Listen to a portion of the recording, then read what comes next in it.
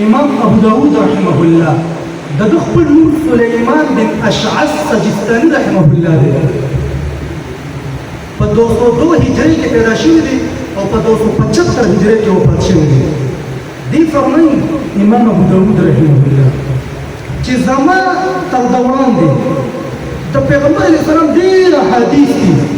خو داسې ده چې ما یو څلور احادیث د څلورو احادیثو ما انتخاب کړی دی. امام ابو داود رحمه الله فرمایي چې ما د څلورو احادیثو انتخاب کړی دی، هغه ما منتخب کړي دي، چونو کړي دي او هغې باندې چې چا عمل وکړو نو داسې ده چې د ده چې څونه د حدیثو مجموع ده که نه په دې ټولو باندې چې د عمل وکړو. امام ابو داود رحمه الله فرمایي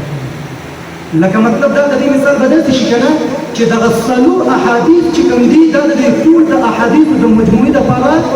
څلور ستنې دي. څلور یعنې دا ټول چې څونه مجموعې احادیث دا په دې څلورو ستنو باندې ولاړ دی. نو چې یو مسلمان بنده په دې څلورو احادیثو باندې عمل وکړي نو انشاءالله تعالی داسې شوه وی لکه چې ده په ټولو احادیثو باندې عمل وکړي. په هغې کې لومړی حدیث راوړي امام ابو داود رحمه الله. حدیث کې راځي حضور نبي کریم صلی الله علیه وسلم فرمایي انما الاعمال بالنیات وانما لامرئ ما نوى فمن كانت هجرته الى الله ورسوله فهجرته الى الله ورسوله او من كانت هجرته الى دنيا يصيبها او امرأة يتزوجها فهجرته الى ما هاجر اليه. حضور نبی کریم صلی الله علیه وسلم فرمایي د اعمالو دارمدار په نیت باندې په نیتونو باندې actions are governed by intentions. د اعمالو دارمدار چې دی دا په نیتونو باندې دی. او بیا نبی علیه السلام فرمایي وانما لامرئ ما نوى د سړي دپاره هغه سړي چې څه د هغه د هغه نیت کړی وي هغه به ورته ملاویږي چې د څه دپاره ده نیت کړی وي چې کوم نیت د هغه و. بیا وایي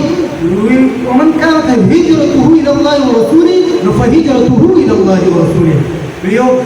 یو کس راولګېدو هغه هجرت وکړو د الله او د رسول دپاره نو دغه هجرت دا کول چې په دغه نیت یې کړی چې د الله او د رسول دپاره یې کړو بس دا د الله او د رسول دپاره حساب شو په دغه هجرت. خو که چېرې دا هجرت خو ډېر لوی عمل دی په اسلام کې ها څنګه چې جهاد ډېر لوی عمل دی دغه رنګې هجرت هم ډېر لوی عمل دی. نو بیا فرمایي چې دې ټوله لوی عمل په باره کې دا خبره کوي که چېرې ومن كانت هجرته الى دنیا یصیبها که چېرې یو کس هجرت کوي یو په دې نیت هجرت کوي چې هغه دې دنیا حاصله کړي د دې لپاره هجرت کوي چې ماته د دنیا میلو شي یا او امرأة یتزوجها یا دې لپاره چې ماته د مطلب ښځه میلو شي زه ورسره نکاح وکړم نو فهجرته الی ما هاجر الیه. بس دغه دا هجرت دغه دپاره حساب شو چې د څه لپاره ده په کوم عرض دا هجرت ټول هم د هغې لپاره دغه هجرت حساب شو. دا حدیث امام ابو داود رحمه الله په دې څلورو حدیثو چې انتخاب یې کړی دی وایي چې زما مینې ته چې څومره د احادیثو مجموع ده چې په دې څلورو حدیثو چې عمل وکړو داسې چې په ټولو حدیثو نو په هغې